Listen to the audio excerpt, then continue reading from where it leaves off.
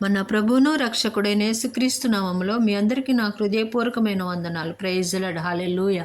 ఈరోజు వాక్యము 2వ తెస్సలోనికకు రాసిన పత్రిక 3వ అధ్యాయము 3వ వచనం.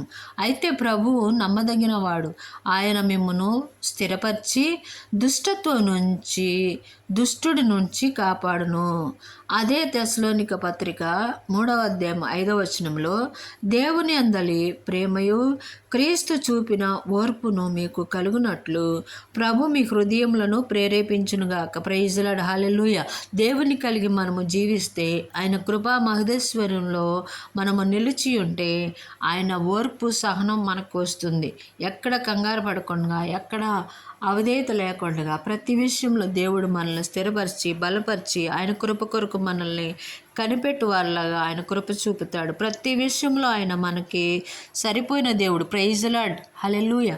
ప్రతి విషయంలో దేవుడు నమ్మదగిన దేవుడు కనుక ఏ ఒక్క విషయాన్ని కూడా, చిన్న విషయమైనా పెద్ద విషయమైనా ఎలాంటి విషయాన్నైనా దేవుని హస్తానికి అప్పగించి దేవుని చేతి నీడలో మనం దాగి ఉంటే ప్రతి అవసరతలు క్రీస్తు యేసు నామమందు మనం ప్రతి అవసరం తీర్చబడును గాక. హల్లెలూయా.